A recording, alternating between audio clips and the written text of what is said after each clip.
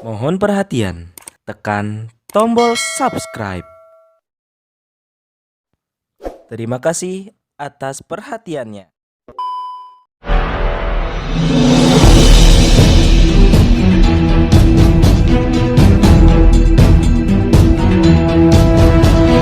Saya Yati Muhammad, driver online Depok.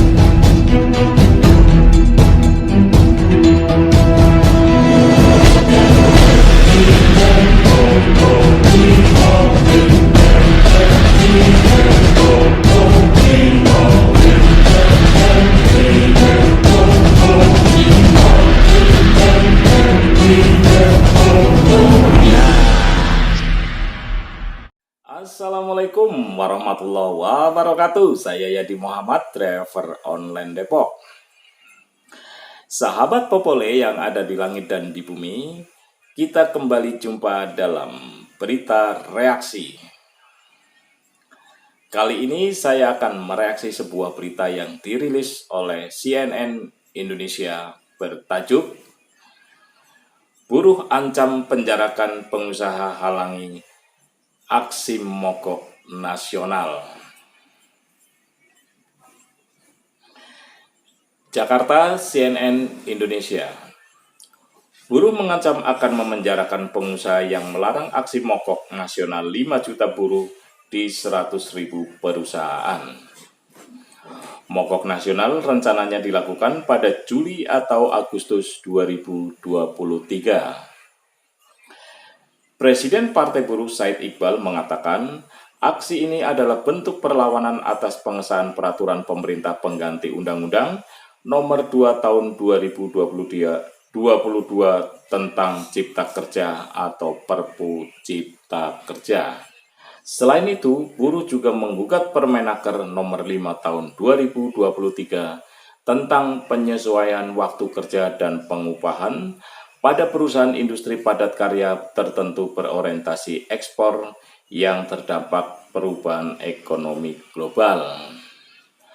Dalam wilayah tersebut, Menteri Ketenagakerjaan Ida Fauziah memperbolehkan perusahaan memotong 25% upah buruh. Said mengatakan dua dasar hukum yang dipakai buruh untuk melakukan mogok nasional tersebut adalah Undang-Undang Nomor 21 Tahun 2000 tentang Serikat Pekerja atau Serikat Buruh dan Undang-Undang Nomor 9 Tahun 1998 tentang kemerdekaan menyampaikan pendapat di muka umum.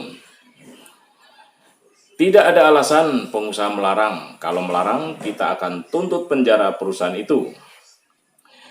Makanya mogok nasional diumumkan sebulan sebelumnya agar perusahaan bersiap-siap. Saya belum putuskan, kami rencanakan 3-5 hari. Tegas Said dalam konferensi pers Jumat 24 Maret lalu. Nantinya 5 juta buruh tersebut akan stop berproduksi dan berkumpul di depan kawasan pabrik masing-masing. Said mewanti-wanti bakal ada penumpukan massa yang luar biasa. Sementara itu, sebagian perwakilan buruh bakal datang ke kantor-kantor pemerintah. Khususnya untuk wilayah Jabodetabek, buruh akan menggeruduk Istana Negara, DPR RI, dan Mahkamah Konstitusi alias MK.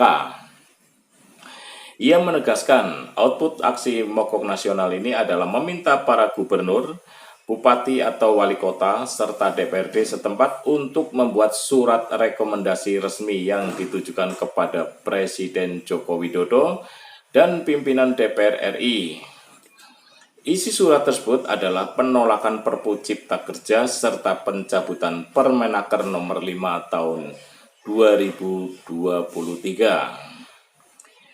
Di tingkat nasional, outputnya adalah meminta DPR RI resmi mencabut Omnibus Law Perpu Cipta Kerja yang mereka telah sahkan tanpa melibatkan para buruh dan stakeholder lainnya, tandasnya. Sebelum mogok nasional, Said menegaskan bakal ada aksi besar-besaran secara massal. Aksi massal itu dimulai pada 1 Mei 2023 bertepatan dengan Hari Buruh.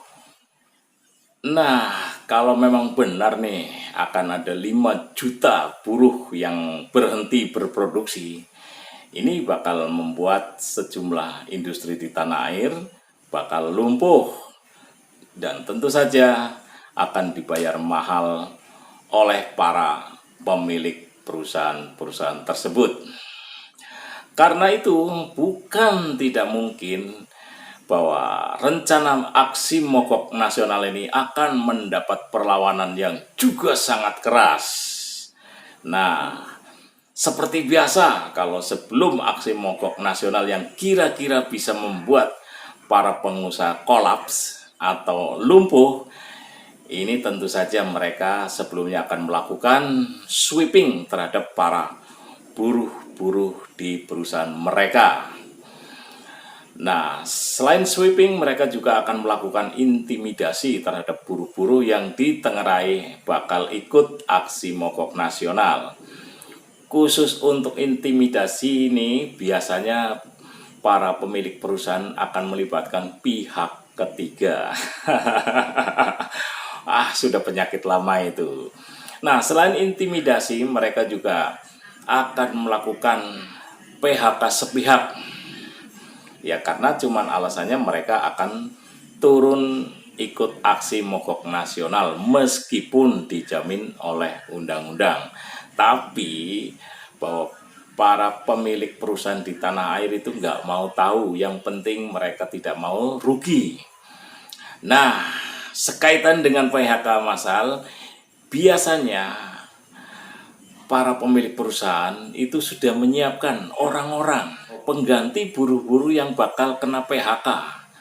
Nah, mereka banyak sekali yang sudah ngantri untuk masuk menggantikan posisi para buruh yang bakal dipecat. Karena itu tadi ikut aksi mogok nasional. Nah, yang perlu diwaspadai juga bukan tidak mungkin ada sejumlah buruh yang melakukan pengkhianatan terhadap rekan-rekan sesama buruh. Nah, tentu saja rekan-rekan buruh yang tega melakukan pengkhianatan biasanya mereka akan menerima sejumlah imbalan baik berupa uang maupun jabatan dari pemilik perusahaan. Karena itu sebelum melakukan aksi mogok nasional sebaiknya melakukan konsolidasi, pemantapan, pematangan rencana, dan segala sesuatu harus ditimbang-timbang risiko yang bakal dihadapi sebelum mereka melakukan aksi mogok nasional. Andai benar akan adanya 5 juta buruh yang ikut turun dalam aksi mogok nasional dengan durasi 3-5 hari, ini bisa membuat pihak keamanan kalang kabut. Karena itu bukan tidak mungkin pihak keamanan akan melakukan tindakan-tindakan represif. Andai kata benar bahwa akan ada 5 juta buruh yang ikut dalam aksi nasional, aksi mogok nasional ini, bukan tidak mungkin ini bisa menjadi pemantik aksi yang lebih besar lagi.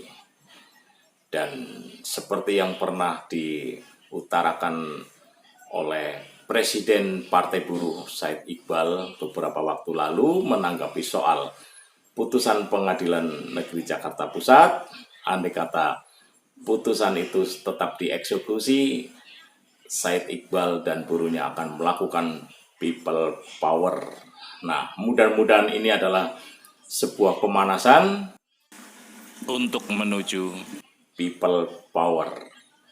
Wallahualam bishawab. Mungkin itu aja dari saya, Yadi Muhammad. Wabillahi taufik wal hidayah. Wassalamualaikum warahmatullahi wabarakatuh.